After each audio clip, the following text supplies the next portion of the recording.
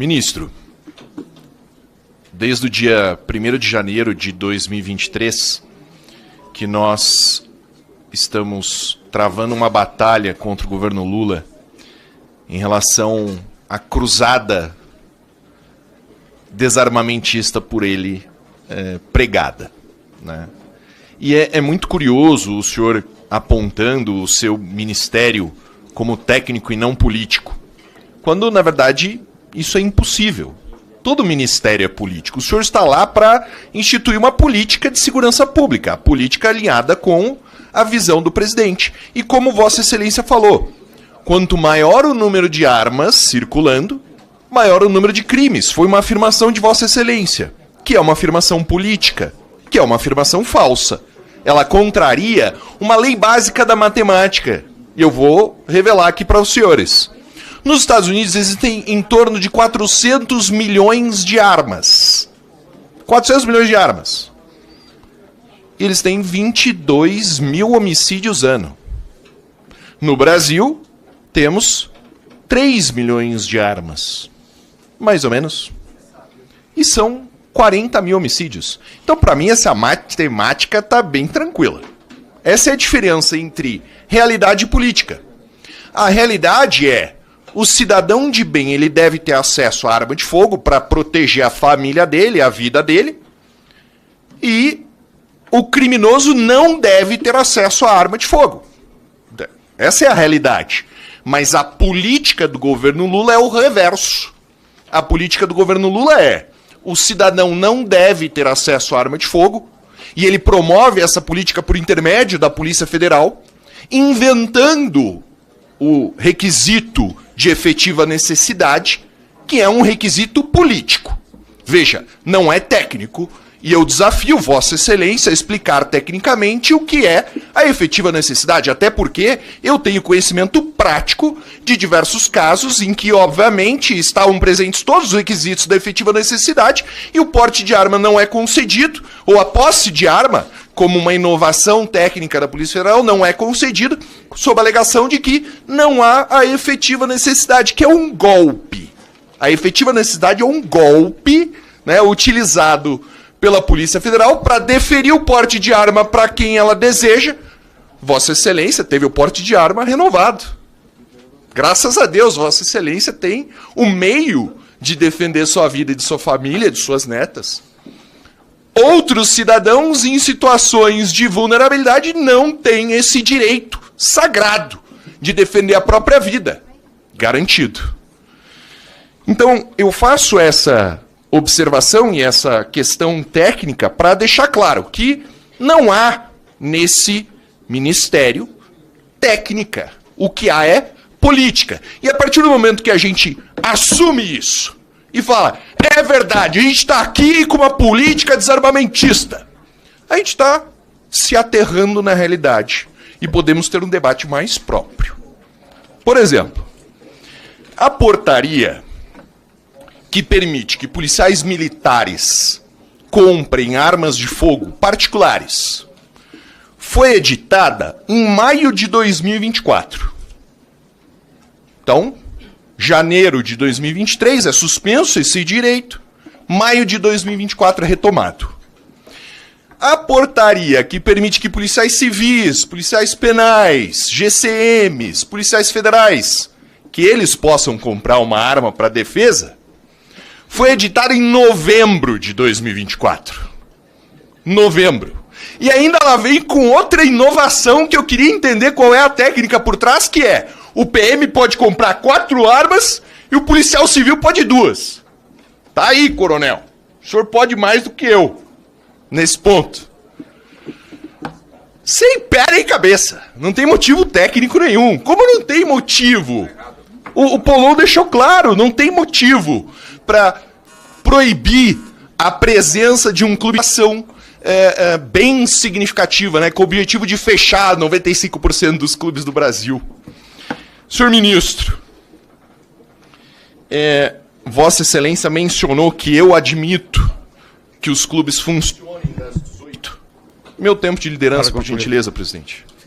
Deputado, Eu já avisei, Vossa Excelência é autor do requerimento. E também tem o tempo de liderança. Não, mas agora, nesse momento, eu não faço cabe. questão, presidente. Mas eu vou indeferir. O senhor vai indeferir meu tempo? Isso não é regimental, presidente. É regimental. É regimental? Nós estamos gentileza, falando assessoria... como não podem agregar. Eu peço desculpa, mas é o que diz o regimento. Concedo a palavra ao deputado... o senhor vai cortar a minha fala.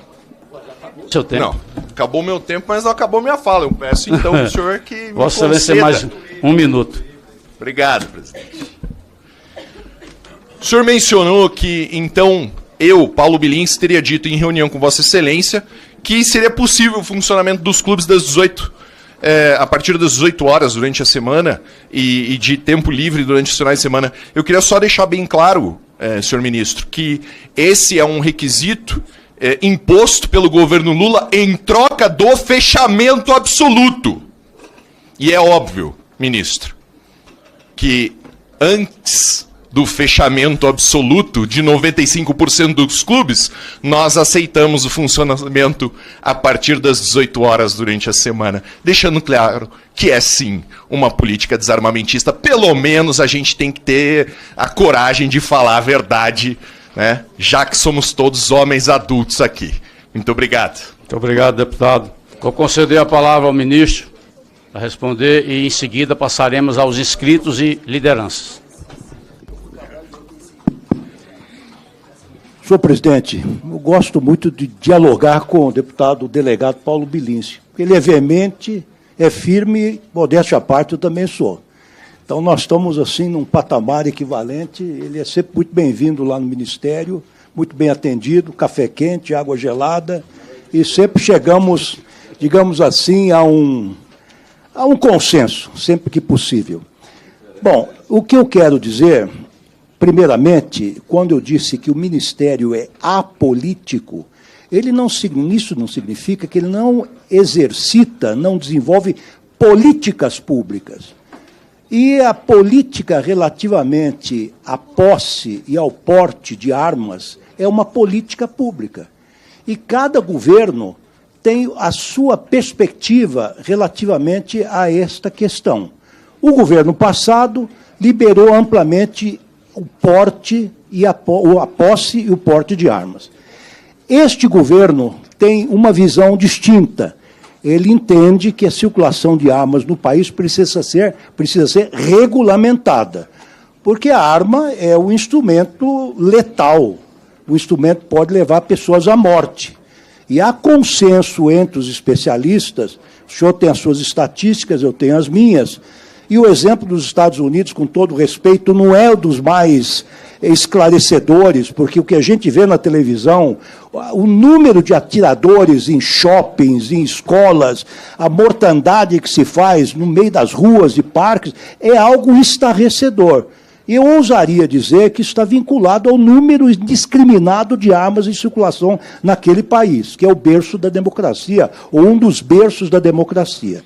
Então, nós sim fazemos política pública, o Estado brasileiro, a administração pública, toda vez que se tem um instrumento que pode apresentar perigo para a sociedade, seja ele qual for, mas vou dar um exemplo, o automóvel. Quem quer dirigir um automóvel precisa ser habilitado. Ele passa por testes de natureza técnica, psicotécnica e, muitas vezes, entrevistas pessoais. Motocicletas, aviões, todo mundo tem que ser habilitado. Então, quem usa uma arma, quem quer portar uma arma, ele precisa ser habilitado, sim. Ele tem que passar por testes técnicos, psicotécnicos, eventualmente entrevistas, e tem que justificar. Imagina um médico cirurgião, neurocirurgião, ele quer uma arma para usar dentro da sala de operações? Não faz sentido. A polícia tem a obrigação de examinar essas situações todas. A pessoa precisa de uma arma, ele lida com dinheiro, ele está ligado ao setor de segurança, ele terá o porte de arma, desde que dentro dos critérios que não são inventados, dos critérios legais e regulamentares que estão nos decretos e nas portarias. De maneira que eu quero dizer a Vossa Excelência, deputado Bilinski, que eu penso que que é preciso, sim, termos uma política pública voltada ao controle de armas. O controle racional, proporcional, não é possível, como em todos os outros instrumentos que podem produzir mortes ou lesões corporais, o Estado precisa ter um certo controle. Com relação a Vossa Excelência, muito bem notou, com bastante atenção, a diferença de tratamento entre as PMs, cuja portaria foi editada, segundo a anotação que tenho do senhor aqui, maio de 2024, depois a autorização para as armas para as polícias civis. Muito bem. Há uma diferença nesse caso. Em primeiro lugar, esta regulamentação das armas que são portadas pela Polícia Militar, pelos policiais militares, seja da ativa, seja da reserva, é competência do Exército. E a nossa Constituição estabelece, o senhor sabe disso, como é um estudioso da nossa Carta Magna, as polícias militares, Coronel Ulisses, são reserva do Exército.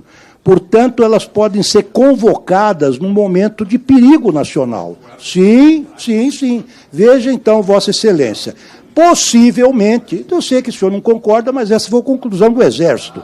Possivelmente, há essa distinção entre o número de armas que pode portar um policial militar, de uso restrito, que são 4, e um policial civil, que são 2 de uso restrito, não é? Para uso pessoal. E nós, salvo engano, a possibilidade de aquisição de munição agora são 600 munições por ano. Dá para fazer uma guerra. Um policial civil dá para iniciar uma guerra. Um grupo de 10 são 6.000 balas. Bom, então, essa eu penso que é a explicação. O que nós temos que regulamentar, nós fizemos, é a questão do porte de arma dos policiais civis. Por que demorou de maio a novembro? Porque a questão era muito complicada, não era só policial civil. Como eu disse aos senhores, membros do Ministério Público, juízes, membros da Receita Federal, enfim, outras forças de segurança, inclusive do Poder Legislativo. De maneira que nós tivemos que contemplar todas essas legislações, e olha, e com todo respeito, de maio a novembro, nós andamos muito rapidamente e entregamos aquilo que o senhor tanto desejava e tanto ansiava, a possibilidade do policial civil se defender com armas de uso restrito e com a compra de munição adequada para se defender dos seus antagonistas, que são os membros da polícia do crime organizado. Temos aqui as questões agora formuladas pelo...